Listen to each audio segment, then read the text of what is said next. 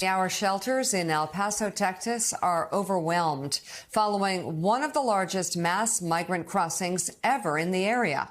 According to the Texas Tribune, on Sunday night, more than 1,500 people walked over from Juarez, Mexico into El Paso.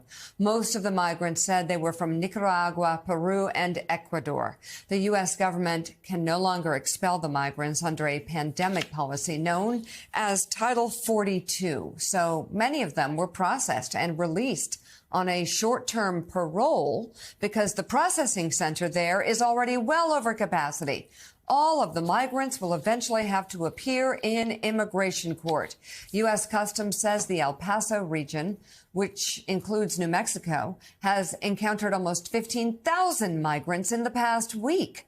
The New York Times reports, quote, the region around El Paso has seen a sharp increase in the number of people attempting to cross from Mexico in recent months, with 53,000 encounters recorded by border agents there in October. That is more than on any other section of the U.S.-Mexico border. Federal agents have recorded a record number of encounters along the entire southern border, nearly 2.4 million in a year-long period. Let's bring in NBC News Homeland Security correspondent Julia Ainsley and Democratic Congressman Henry Cuellar of Texas. His district covers a portion of the U.S.-Mexico border. Before we get to the Congressman, Julia, give us kind of an update on where we stand. I pretty much described a picture of chaos.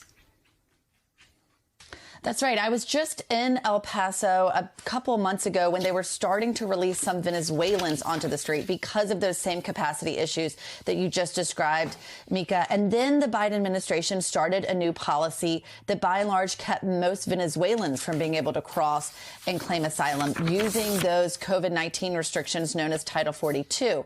But then other populations started coming. They're seeing more Nicaraguans, for example, right now.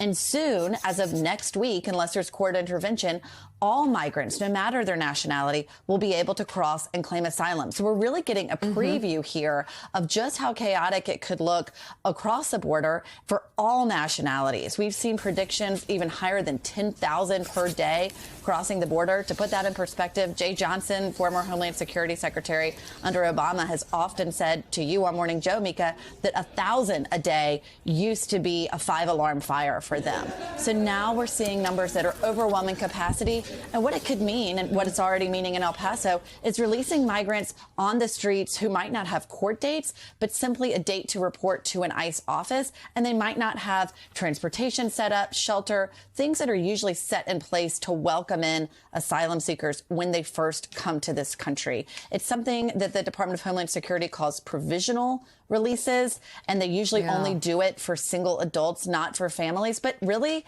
it means they're sleeping on the streets. And we've seen that. I saw that when I was in El Paso. And it's a reason why the Democratic mayor in El Paso actually took a page out of the book of Republican governors and started busing migrants to interior cities as well. It's a chaotic view, and it's something the Biden administration is watching closely. So right now, Mika, we have new reporting coming on this soon on NBC News today. The Biden administration is looking at this chaos, and they're trying to come up with new policies to prevent further chaos next week when, absent court intervention, we will see those COVID restrictions lift and any nationality could cross and claim asylum. So, perfect segue to Congressman Cuellar. I understand you will be meeting with top U.S. Customs and Border Protection officials in D.C. tomorrow.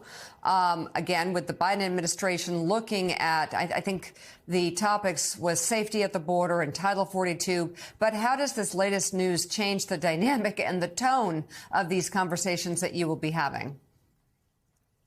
Well, first of all, I hope that the Biden administration, the White House, will allow Homeland Security to do what they need to do. Number one, because this catch and release is just not working for border communities. What we're seeing in El Paso is what we've seen to a lesser amount, a greater amount, should I say, down in the valley, down in Eagle Pass, Del Rio. And this is only what I think is going to be what we're going to see next week if Title 42 is taken away. Now, we still have a Title 8, which says if the White House or Homeland decides to use a expedited deportation, then we can slow this down. But the problem is this, is that people are coming in because they feel that the border's open. I don't care what the administration is saying, that the border's closed. It's not closed. All you have to do is look at the videos that you're playing right now, and you will see that the border is open, and it's not fair to the border communities. Who's speaking for the border communities? Who's looking out for the border communities? And I think the administration needs to look at that. So, Congressman, the administration, of course, has appealed the ruling about Title 42. But talk to us a little more about where you just were going. Does the impact in those border towns, the community, many of these communities that you represent, what is it like there right now in the face of the images we just saw of potentially thousands of people coming across the border? Look, we have to understand one thing. You can have a compassionate, dignified way of treating the people that are coming in. But at the same time, you have to enforce the law. And if somebody says, if the law says, you stay, you stay. But if the law says you have to be returned, then you have to be returned. Right now, we're just not seeing enough of that enforcement of the law. And the impression is that the border is open. And look at the countries that are coming in. It used to be Mexicans, Honduras, El Salvador, Guatemala, the Central America countries. Now we're seeing other places, Nicaragua, Peru, Ecuador, and other countries are coming in because the word is getting out. The criminal organizations are promoting that this is the time to come in. They make billions of dollars on getting people across, and therefore they're going to keep promoting this till they see that there is a different policy at the border. And quite honestly, we have to do a better job of working with countries like Mexico and other countries to make sure that they do their part in this shared responsibility. So, Congressman, Julia Ainsley has a question for you. Julia, go ahead.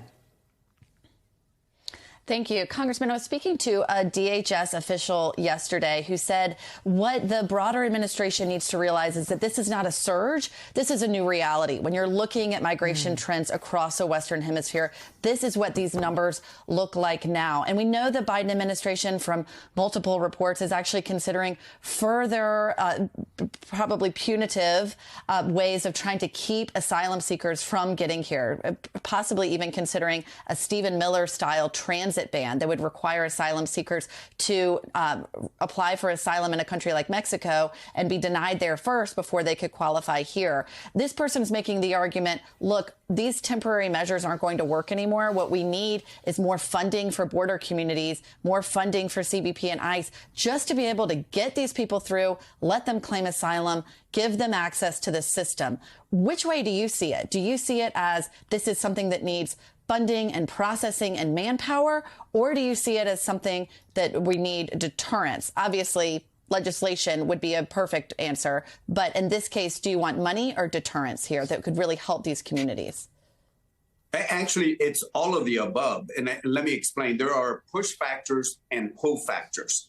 We have added millions of dollars, billions of dollars since 2014, 2015 to help the Central American countries, help those countries over there. But now we're seeing that there are people coming in from different countries besides the Central American countries. So we have to address the push factors. The pull factors are very simple. You got to have not only the money, the personnel, the equipment, the technology, but you got to have also the right policies at the border. And if you give the impression that the border's open, it doesn't matter if you have all the technology or all the Border Patrol agents, because all they're going to do is catch them when they come in, process them in some sort of way, put them to either report to an ICE office later or to the immigration courts. And right now, the immigration courts are overwhelmed. I've added literally hundreds of new judges over the years, and look what's happened. Right now, we got the highest number of backlog cases for the immigration court. So I would say the equipment, the technology, the personnel at the border, the funding part, working with the other countries so we don't play defense on the 1-yard line, but on their 20-yard line, and have compassionate, dignified policies, but strict policies that follow the law, so we don't give the impression that the border is open. As long as the border, they have the impression the border is open, they're going to keep coming. And right now, there are thousands and thousands and thousands of people that are still waiting across, waiting for Title 42 to go away. Democratic Congressman Henry Cuellar of Texas, thank you very much. And NBC's Julia Ainsley, thank you as well for your reporting this morning. We appreciate it.